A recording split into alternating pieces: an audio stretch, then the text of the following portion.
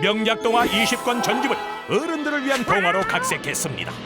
스타트! 옛날 옛적에 한 개미 투자자가 살고 있었습니다. 그러던 어느 날 작전주 대가인 임금님이 개미 투자자에게 혼자만 알고 있으라면서 당나귀주가 대박주라는 정보를 주었습니다. 당나귀주는 대박주 혼자만 알아 이제. 입이 근질근질해가지고 참을 수 없었던 개미 투자자는 동네방네다가 소문을 내며 다녔어요. 당나귀주는 대박주다! 그 소문을 들은 사람들은 모두 당나귀주에다가 전재산을 몰빵했어요. 그러나 당나귀주 주식은 결국 휴지도각이 되고 모두 쫄딱 망했어요. 옛날 옛적에 외로운 토목공학과 나무꾼이 살았습니다. 나무꾼은 무용과 킹카 소녀가 춤추는 모습에 반해버렸어요. 결국 나무꾼은 소녀의 무용복을 훔쳐 결혼에 성공. 아이 둘을 낳은 소녀는 친정을 그리워했었습니다. 그러나 나무꾼은 소녀가 두 아이를 양손에 안고 도망갈까 늘 걱정을 했었지요. 이때 구청 직원이 찾아와 새 자녀의 가정 혜택에 대해서 말을 해주었습니다. 솔깃한 나무꾼은 셋째 아이를 낳으면 정부 혜택도 누리고 소녀의 발목도 잡을 수 있을 것이라고 생각을 했습니다. 그날 밤 나무꾼은 소녀를 유혹해 셋째를 낳았고 이제 다시 하늘나라 안 갈까? 소녀도 마음을 잡고 오래오래 행복하게 잘 살았대요. 옛날 옛적에 밤마다 잔소리를 하는 아내가 있었습니다. 잔소리 좀 그만해.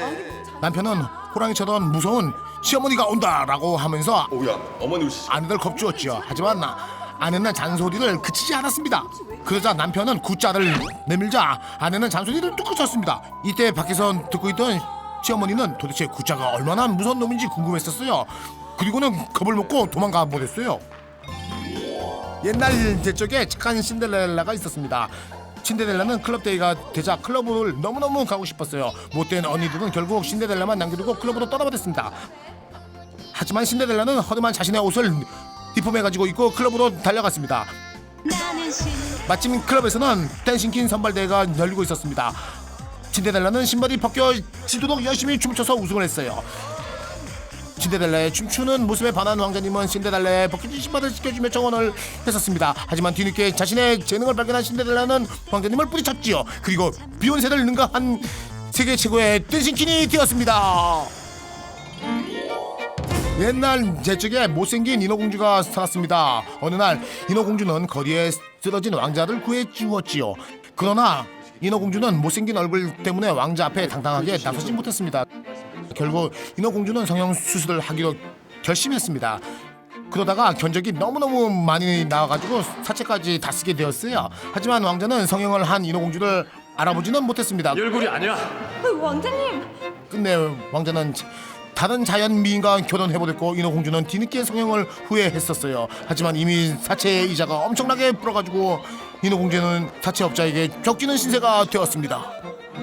너무 걱정하지 마.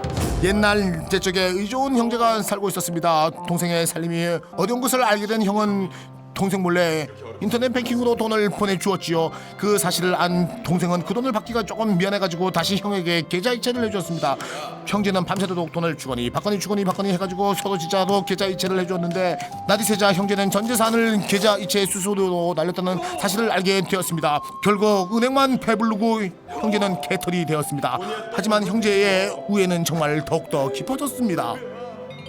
옛날 옛적에 외로운 총각이 자취를 하고 있었습니다. 총각은 어느 날 집에 맛있는 우럭 매운탕이 끓여져 있다는 사실을 발견했습니다. 총각은 매일 맛있는 우럭 매운탕을 끓여주는 우럭각시가 너무나 보고 싶었습니다.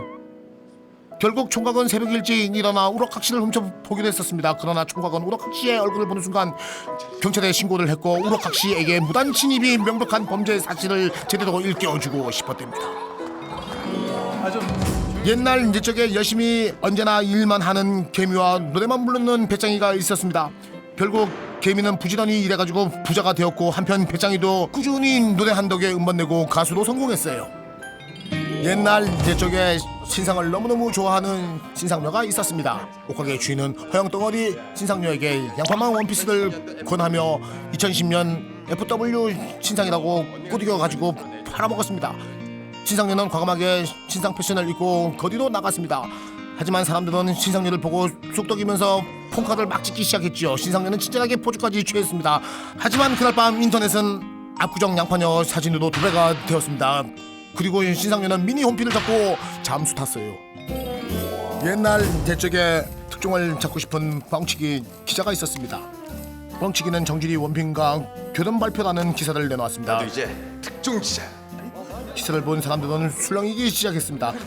다시는 그러지 않겠다고 나하고 약속해. 하지만 원빈의 기자회견으로 기사가 거짓임이 밝혀졌습니다. 뻥치기는 다시 신세경 김현철 핑크빛 연애라는 기사를 내놓았지요. 기사를 본 사람들은 또다시 술렁이기 시작했습니다. 아니야. 하지만 신세경이 적극 부인으로 허위 기사임이 밝혀졌습니다. 그러던 어느 날 뻥치기는 김혜수, 유해진 데이트 장면을 목격하고 특종 기사를 내놓았습니다. 하지만 사람들은 그게 말이나 되는 소리냐며 뻥치기 기사의 기사를 믿지 않았던 것입니다. 옛날 옛적에 술 마시고 떡 실신해가지고 숲속에서 잠든 공주가 있었습니다. 멋진 왕자가 키스로 깨워주기를 기다렸지만 누구도 공주를 깨워주지 않았어요. 공주는 추워 떨며 죽어가고 있었습니다. 그때 백구두를 신은 왕자가 조심스럽게 공주에게 다가왔어요. 그리고는 공주를 일으키며 안아주는 척 하면서 아리랑치기를 해버렸어요. 공주는 인심이 예전 같지 않음을 느끼고 내가 이제 술 안 먹을 거야 라고 결심했었어요. 옛날 옛적에 명품을 사랑하는 가난한 소녀가 살고 있었습니다. 가난한 소녀는 엄마가 보내준 생활비를 몽땅 명품에 질러버렸습니다. 그러던 어느 추운 날 세금이 밀린 탓에 보일러까지 끊기게 되었고 집안은 냉기가 감돌았습니다. 소녀는 명품 스카프와 양털 부츠를 신어봤지만 추위를 견디기가 너무너무 힘들어서 성냥불을 켜 불을 쬐며 추위를 달랬었습니다. 그렇게 날이 새고 아침이 되었습니다. 밤새 불장난을 한 소녀는 이불에다가 오줌을 싸고 말았습니다. 옛날 옛적에 엄마 말과 반대로 행동하는 청개구리 아들이 있었습니다. 병에 걸린 엄마는 자신이 죽으면 아들인 청개구리가 전 재산을 모두 날려버릴까 걱정이 되었습니다. 그래서 엄마는 자신이 죽으면 집도 땅도 모두 다 팔아먹으라는 반대로 유언을 남겼습니다. 그러나 잘못을 뉘우친 청개구리는 엄마의 위험만은 반드시 지키겠다며 집과 땅을 모두 팔아버렸습니다. 며칠 후 재개발이 발표되었고 집값과 땅값은 폭등했습니다. 그러자 청개구리는 매일 밤 엄마를 원망하며 울었대요. 옛날 옛적에 머리 좋은 토끼와 머리 나쁜 거북이가 있었습니다. 토끼와 거북이는 시험 성적 내기를 했었습니다.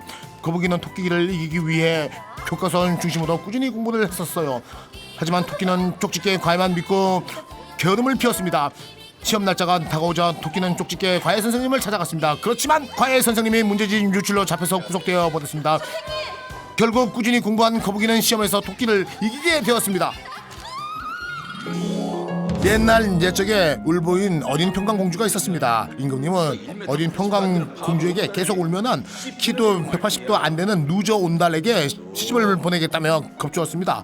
눈물이 많은 평강공주는 결국 루저 온달과 결혼을 하게 되었습니다. 키 작은 루저 온달이 너무너무 싫었던 거죠. 하지만 지내면 지낼수록 루저 온달은 능력이 있고 자상한 매력남이라는 사실을 알게 되었습니다. 평강공주는 사랑의 키는 중요치 않다는 것을 깨닫고 행복하게 잘 살았대요.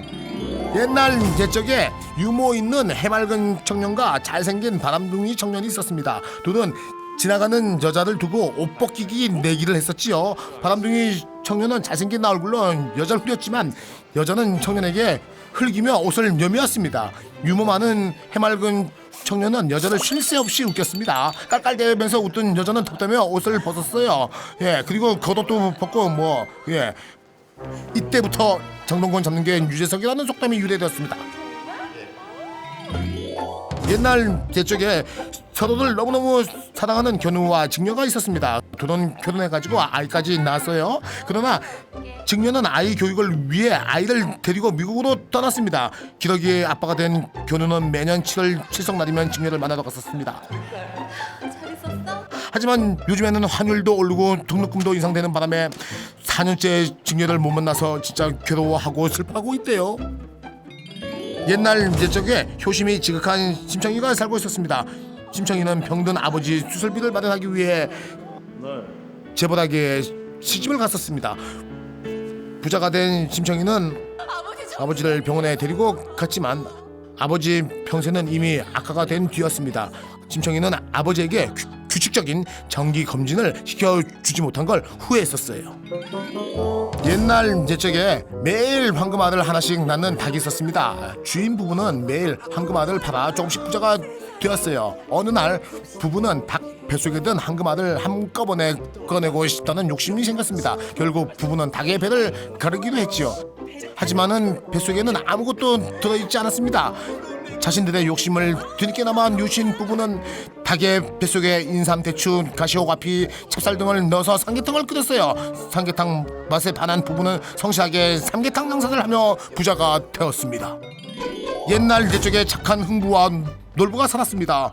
어느 날 놀부에게 쫓겨난 흥부는 봉변을 당하고 있는 제비를 발견했어요.